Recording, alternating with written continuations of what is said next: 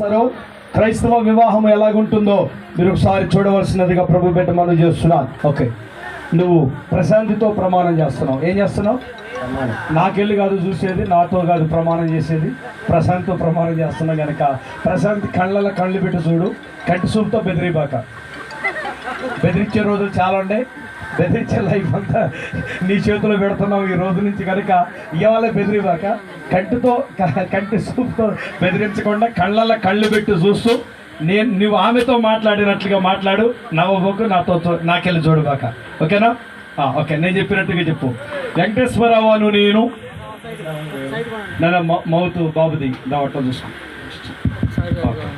వెంకటేశ్వరరావు అను నేను ప్రశాంతి అను నిన్ను నిర్ణయము చొప్పున మేలుకైనను కీడుకైనను కలిమి అందును లేమి అందును వ్యాధి అందును ఆరోగ్యం అందును నిన్ను ప్రేమించి సంరక్షించుటకై నా భార్యనిగా చేసుకొనుచున్నాను.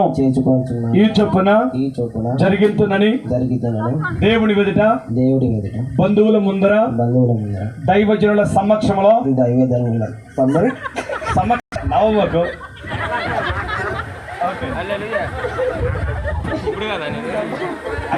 సమక్షంలో ప్రమాణం చేస్తున్నాను.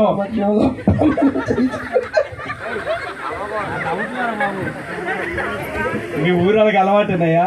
మీ ఊరైన ఒక ఆయన ప్రమాణం చెప్పరంటే స్టీవెన్ గారు అన్నాడు. ఫస్ట్ నేను చెప్పను బాబాయ్ అన్నాడు. నరసరావు అని నేను చెప్పను బాబాయ్.